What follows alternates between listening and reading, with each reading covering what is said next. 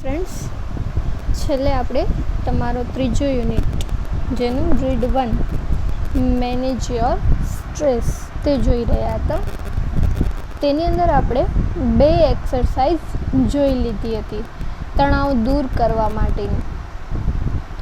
પહેલી હતી stop over thinking અને બીજી હતી સેલ્ફ હિપ્નોસિસ. આ બંને એક્સરસાઇઝની અંદર તણાવ કઈ રીતે દૂર કરવો તે જણાવવામાં આવ્યું હતું. પહેલી એક્સરસાઇઝની અંદર આપણે જોયું હતું કે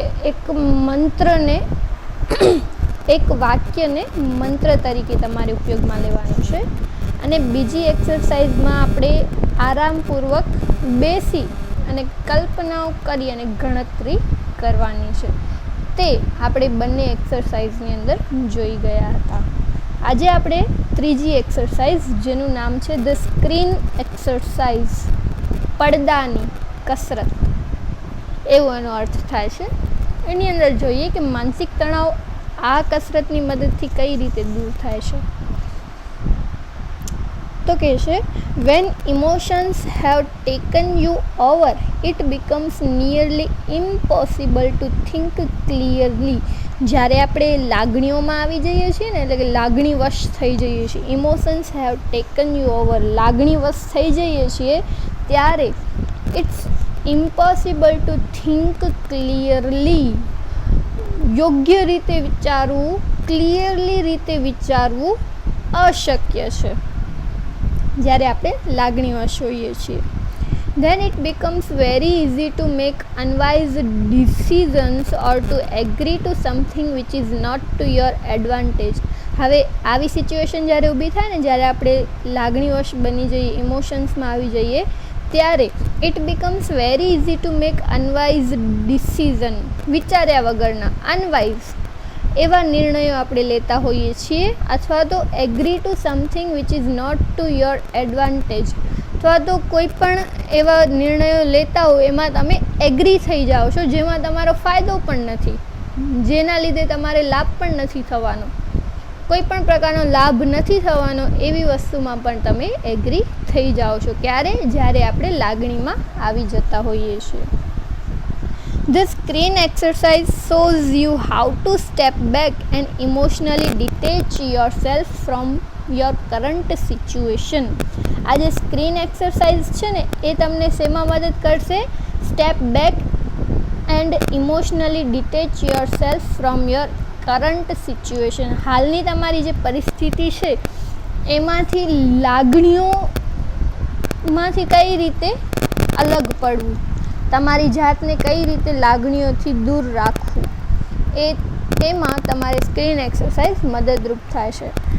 so that you can see more clearly what is going on, જેના લીધે તમે સમજી શકશો કે ખરેખર પરિસ્થિતિ શું છે, મારે કેવા પ્રકારના નિર્ણયો લેવા જોઈએ, અને હું લાગણીઓમાં હતો તો કયા પ્રકારના નિર્ણયો લેતો હતો, તે તમારે આ સ્ક્રીન એક્સરસાઇઝની મદદથી ખ્યાલ આવી જશે. Taking an outsider's point of view and imagining another person in your situation will put a new perspective on your stress problem, so you can evaluate more calmly what needs to be done. હવે શું કરવાનું છે? Taking an outsider's point of view. બીજા લોકો હોય ને, આપણને જે પરિસ્થિતિમાં જોતા હોય, આપણી સાથે જોડાયેલા હોય, એ બધા લોકોના ઓપિનિયન માંગવાના છે, એમના મંતવ્યો માંગવાના છે. And imagining another person in your situation will put a new perspective on your stress problem. અને શું કરવાનું છે? જે સામેવાળી વ્યક્તિ છે ને, એને એવી કલ્પના કરવાની છે કે તમે જે પરિસ્થિતિ અનુભવો છો ને, એ પરિસ્થિતિ સામેવાળી વ્યક્તિ અનુભવે છે. પછી તમને એ અલગ જ દ્રષ્ટિકોણ આપશે, અલગ જ વિચારધારા આપશે, જેના લીધે તમે વધારે સિચ્યુએશન કઈ રીતે હેન્ડલ કરવી એ શાંતિપૂર્વક તમે નિર્ણય લઈ શકશો. દાખલા તરીકે હમણાં તમને કોઈ સમસ્યા હોય અને તમે નિર્ણય ન લઈ શકતા હો, તો ત્યારે શું કરવાનું? સામેવાળી વ્યક્તિને એ જ સમસ્યા છે અને એ સમસ્યામાંથી પસાર થાય છે, તો તમે એને શું સલાહ આપશો? આ સમસ્યામાંથી બહાર નીકળવા માટે એ જ સલાહ તમારે ઉપયોગમાં લેવાની છે. આ સ્ક્રીન એક્સરસાઇઝની અંદર આપવામાં આવેલું છે. હવે એની અંદર પણ સ્ટેપ આપેલા છે કે છે પહેલો સ્ટેપ છે with your eyes closed think about the situation that is currently causing you stress. તમારી આંખો બંધ કરી એ પરિસ્થિતિ વિશે વિચારવાનું છે. હાલમાં તમે જે સમસ્યા અનુભવો છો, કોઝિંગ એટલે કારણ, શેનું કારણ બની રહે છે આ પરિસ્થિતિ? તમારા તણાવનું કારણ બની ગઈ છે. એ પરિસ્થિતિ વિશે વિચારવાનું છે. પહેલો સ્ટેપ આ છે. આંખો બંધ કરી તમે કઈ સમસ્યા અનુભવો છો, શું કામ તણાવ અનુભવો છો, તેના વિશે વિચારવાનું છે. પછી બીજો સ્ટેપ છે imagine projecting the situation onto a screen in your mind as if it were a film you were watching. હવે જે કંઈ પણ પરિસ્થિતિ છે ને એ પરિસ્થિતિ આમ પ્રોજેક્ટર ઉપર રજૂ થઈ રહી છે એઝ અ ફિલ્મ. તમે જેના લીધે તણાવ અનુભવો છો એ પરિસ્થિતિ ફિલ્મ છે અને એને તમે પ્રોજેક્ટર ઉપર જોઈ રહ્યા છો એવી કલ્પના કરવાની છે. Include only what has really happened, not what you are afraid might happen. હવે એ પરિસ્થિતિની અંદર એવી જ બાબતોનો સમાવેશ કરવાનો છે કે જે તમારી સાથે બની ગયું છે, નહીં કે જે બનવાનું છે અને એનાથી તમે ડરી રહ્યા છો. દાખલા તરીકે તમારી સાથે આ બનાવ બન્યો છે તો એના વિશે જ વિચારવાનું છે. ભવિષ્યમાં આવું થશે અને તમે ડરો છો એના વિશે નથી વિચારવાનું. જે કંઈ પણ તમારી સાથે બની ગયું છે એ બધું જ એક ફિલ્મ સ્વરૂપે તમારી આંખો સમક્ષ પ્રોજેક્ટર ઉપર રજૂ થઈ રહ્યું છે એવી કલ્પના કરવાની છે. આ બીજો સ્ટેપ છે. એના પછી ત્રીજો સ્ટેપ છે replace yourself in the film with someone else of the same gender. સમાન જાતિનો જે કોઈ પણ વ્યક્તિ હોય એની સાથે તમારી જાતને એક્સચેન્જ, રિપ્લેસ કરવાનું છે. એટલે કે તે વ્યક્તિની જગ્યાએ તમારે રહેવાનું છે અને તમારી જગ્યાએ એ રહેશે. એટલે કે સામેવાળી જે કંઈ પણ વ્યક્તિ છે એ તમારી પરિસ્થિતિઓમાંથી પસાર થઈ રહ્યો છે એવી રીતે રિપ્લેસ કરવાનું છે. આ ત્રીજો સ્ટેપ છે. એના પછી ચોથો સ્ટેપ છે watch the film as an outside observer. How do you feel about what is going on in the film. હવે આ જે પ્રોજેક્ટર ઉપર તમારી સિચ્યુએશન એઝ અ ફિલ્મ રજૂ થઈ રહી છે એને કઈ રીતે જોવાનું છે? Outside observer. જેવી રીતે મૂવી રજૂ થાય થિયેટરમાં, મૂવી રિલીઝ થાય અને તમે જોવા જાઓ તો પછી એની ટીકા કરો, વખાણ કરો, તો એને એક ઓબ્ઝર્વર તરીકે તમે જોવો છો. તેવી જ રીતે તમારી સિચ્યુએશન જે એઝ અ ફિલ્મ તરીકે રજૂ થઈ રહી છે એને પણ આઉટસાઇડ ઓબ્ઝર્વર તરીકે, તમારી પોતાની છે એમની, એક બીજા જ ગ્રાહક તરીકે અથવા બીજા વ્યક્તિ તરીકે તમે આ મૂવી જોઈ રહ્યા છો એવું કરવાનું છે. એના પછી કહે છે how do you feel about what is going on in the film. હવે મૂવીમાં જે કંઈ પણ બધું થઈ રહ્યું છે એના વિશે તમે શું અનુભવો છો? What advice would you give the person who is replacing you on the screen. તમે જે રિપ્લેસ કર્યું છે હવે એ સામેવાળી વ્યક્તિ એ બધી પરિસ્થિતિમાંથી પસાર થાય છે તો તમે એને શું સલાહ આપશો આ પરિસ્થિતિમાંથી નીકળવાની, આ તણાવ દૂર કરવાની? તમે એને શું સલાહ આપવા માંગો છો? Open your eyes again and act on your own advices. હવે તમે જે સલાહ સામેવાળી વ્યક્તિને કલ્પના કરીને આપી હતી એ સલાહ તમારા ઉપર જ આજમાવવાની છે, એટલે તમારો માનસિક તણાવ દૂર થઈ જશે. આ સ્ક્રીન એક્સરસાઇઝ તમારે શોર્ટ નોટની અંદર પણ પૂછાતી હોય છે અલગ અલગ પાર્ટ પાડીને કે આ એક્સરસાઇઝ સમજાવો, આ એક્સરસાઇઝ સમજાવો. એટલે એના જે સ્ટેપ છે એ સ્ટેપ યાદ રાખવાના. એના પછી છે એન્ટિસિપેટિંગ સક્સેસ. એન્ટિસિપેટિંગ એટલે કે પૂર્વધારણા. પહેલેથી જ અગમચેતી સ્વરૂપે આપણને જે ખબર પડી જાય ને કે ભવિષ્યમાં આમ થવાનું છે, તો સફળતાની પૂર્વધારણા. એ એક્સરસાઇઝની અંદર શું કહે છે કે આપણે 3 જોઈ ગયા. હવે છેલ્લી ચોથી એક્સરસાઇઝ આપવામાં આવેલી છે માનસિક તણાવ દૂર કરવા માટેની, કે when life becomes too hectic we can end up feeling mentally tired in knots. આ ટ્રુ ફોલ્સની અંદર પૂછાતું હોય જ છે કે when life becomes too hectic we can end up feeling mentally ની જગ્યાએ બીજું કંઈક આપેલું હોય છે. ટ્રુ ફોલ્સની અંદર હોય જ છે, એટલે તમારે યાદ રાખવાનું છે. જ્યારે આપણું જીવન આમ ખૂબ જ વ્યસ્ત થઈ જાય, તણાવભર્યું થઈ જાય, ત્યારે we can end up feeling mentally tired in notes. ત્યારે આપણે આમ માનસિક રીતે ખૂબ જ થાક અનુભવતા હોઈએ છીએ. Nothing seems easy and positive. જ્યારે આપણે માનસિક રીતે થાકી ગયા હોઈએ ને, ત્યારે આપણને કાંઈ પણ આમ સરળ ન દેખાય, ન તો કાંઈ હકારાત્મક દેખાય, બધું આમ નેગેટિવિટી જ આપણી આજુબાજુ ફરતી હોય છે. Pessimism sets in and we can not see a way out of our current problems. આપણી જે હાલની સમસ્યાઓ છે ને, એમાંથી આપણે બહાર, એના સિવાય આપણે બીજું કંઈ જોઈ જ નથી શકતા. જે સમસ્યાઓ આપણે અનુભવી રહ્યા છીએ એને જ જોયા રાખીએ છીએ, એના ઉપર જ આપણે ડિસિઝન લીધા રાખીએ છીએ. We can open a source of optimism with the technique of anticipating success.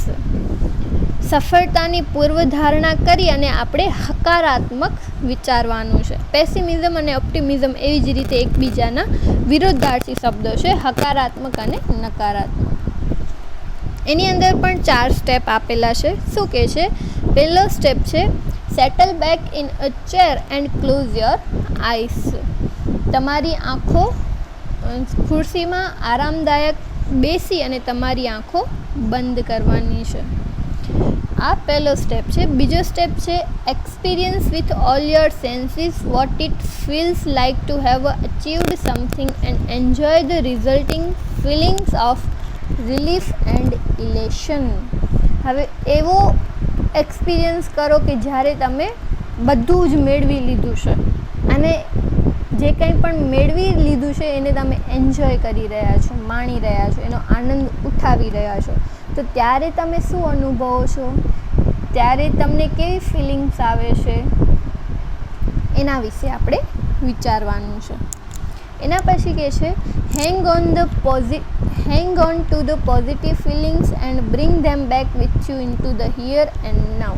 હવે આવું વિચારીને આપણે ખુશ જ થઈ જવાના છીએ કે મને તો હવે બધું મળી ગયું, હું તો આ મળી ગયું એટલે આ આનંદથી મારું જીવન માણી રહ્યો છું. એટલે હકારાત્મકતા આપણા મનની અંદર આવી જાય છે અને એ હકારાત્મકતાને જાળવી રાખવાનું છે. Hang on to the positive feelings એટલે કે સૌથી ઉપર હકારાત્મકતાને રાખવાની છે.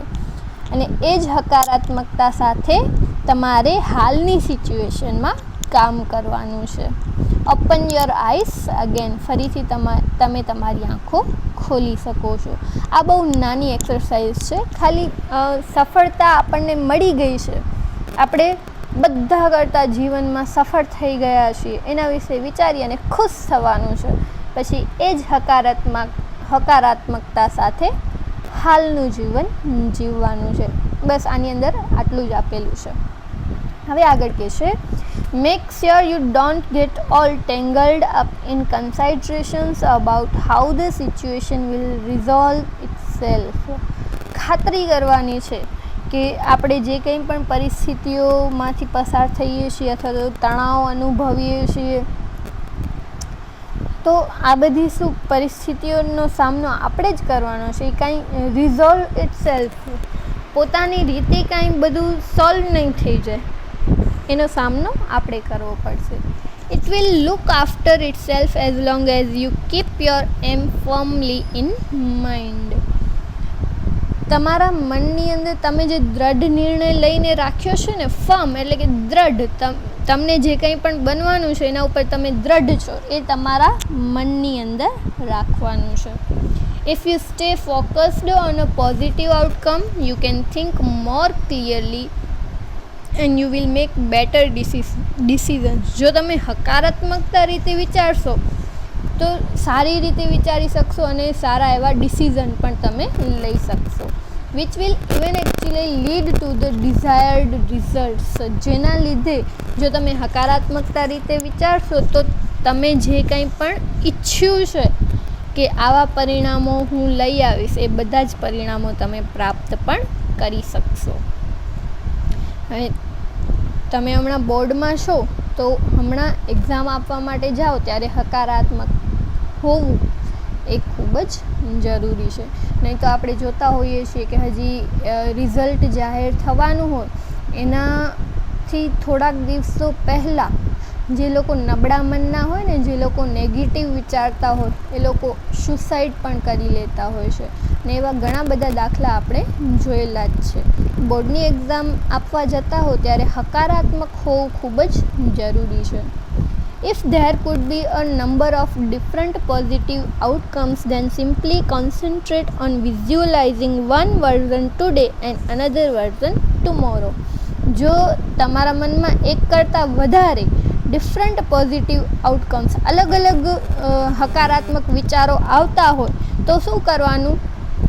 આજે એક વિચાર કર્યો, ઘણા બધા વિચારો આવતા હોય, ડિફરન્ટ આવતા હોય, તો એક દિવસે એક વિચાર ઉપર અમલ કરવાનો, બીજા દિવસે બીજા વિચાર ઉપર અમલ કરવાનો, એવી રીતે કરવાનું. This is not an exercise in correctly predicting the future, but rather a way of clearing negative thoughts from your mind and focusing on a positive state. આમ કોઈ સ્પેશિયલ એક્સરસાઇઝ નથી માનસિક તણાવ દૂર કરવાની, માત્ર આ તો એક વે છે શેનો? તો ક્લિયરિંગ નેગેટિવ થોટ્સ, તમારા મનમાંથી નકારાત્મક વિચારો દૂર કરી અને પોઝિટિવિટી ફેલાવવાનો એક વે છે. અને આ બધી એક્સરસાઇઝની મદદથી આપણે આપણો માનસિક તણાવ દૂર કરી શકીએ છીએ. અહીં તમારો રીડ 1 પૂરો થાય છે. રીડ 2 આપણે આગળના વિડીયો લેક્ચરમાં જોઈશું.